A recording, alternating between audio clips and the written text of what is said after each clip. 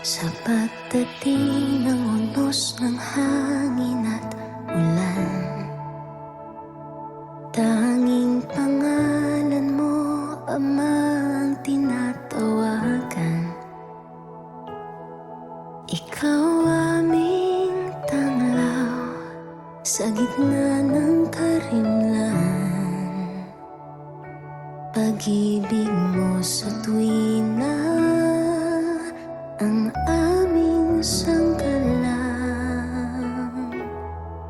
Nahahawi ang dilim sa liwanag mong dala.